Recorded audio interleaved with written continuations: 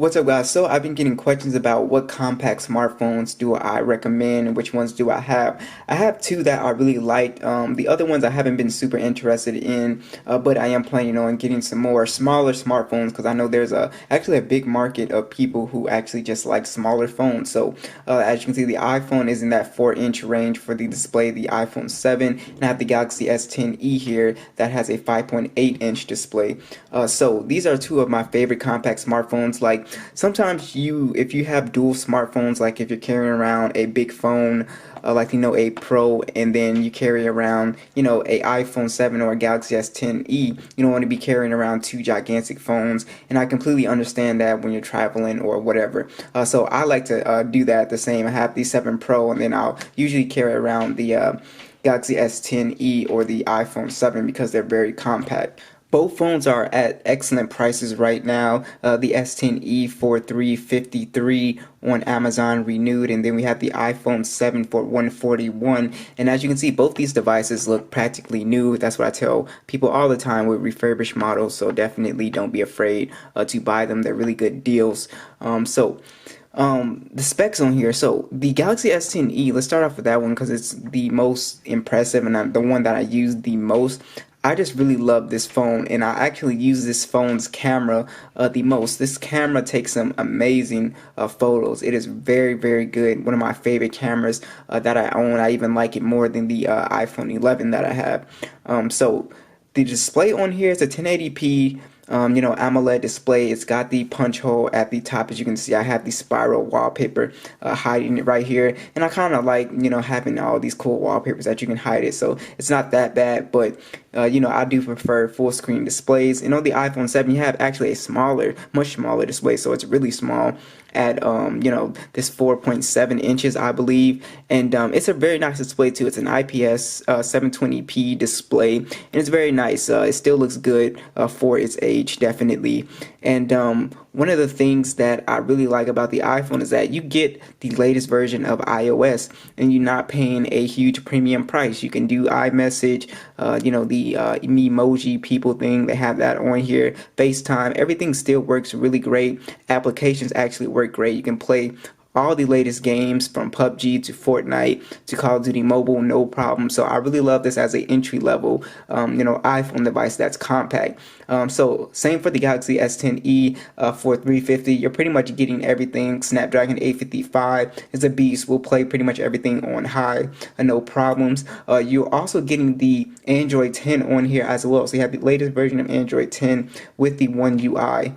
And this thing has been super smooth, just bouncing around with gestures and stuff like that has just been very fun. And not TouchWiz, but the One UI is just definitely awesome to use. It's got a lot of cool features in it that a lot of people love. And you also have that power sharing. So if I have a wireless charging device, the reverse wireless charging, so let's say I want to charge my G7, I would just turn the power share on here, and I can go ahead and charge it up just by putting it on the device. And that is very cool premium feature that you have on the S10. Now, I have done full reviews on both these phones, so be sure to check out the main channel if you want to see just more in-depth gaming photos and all that stuff. But as far as these devices, the premium feel on these guys is great. They're both made out of premium materials, which is great. They have a nice weight to them. The Galaxy S10e has a dual camera setup, which is nice. This is definitely the best, one of the best cameras. It's even better than my 7 Pro.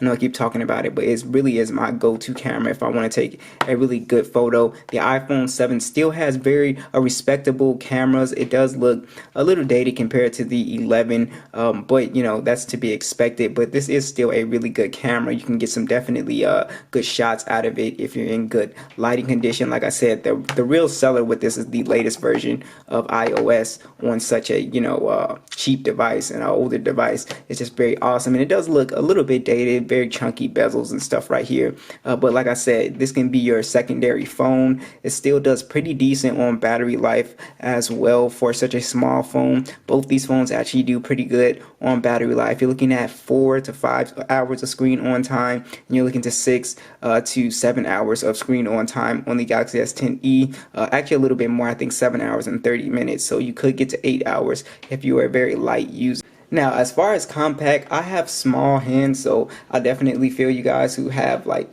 just don't like the big massive phones. Because with the 7 Pro, you kind of have to shimmy it to like get to certain parts of the display. We're not just talking about the, notification panel. I know you can swipe down from the, middle of the display, but sometimes even still, if you're trying to reach stuff right here, you even have to shimmy down, and it gets annoying sometimes. So a lot of people just like a smaller phone. The iPhones, it's just definitely more compact. They're both the same size, but as you can see, the iPhone screen is smaller, and it's super. You can use this with one hand easy. So like I said, these are two of my favorite go-to phones just for smaller phones, and they do run the latest versions of their operating systems, which is excellent. If you look at the S10e's photos right here, you can see very good colors, great dynamic range. Like I said, I did a full review if you want to see all this. That wide angle camera, look, it's beautiful. It keeps all the detail, very color accurate display. I mean, it's absolutely beautiful. Very punchy colors as well, keeps that detail. I mean, it is really, really nice. It's definitely one of my favorite cameras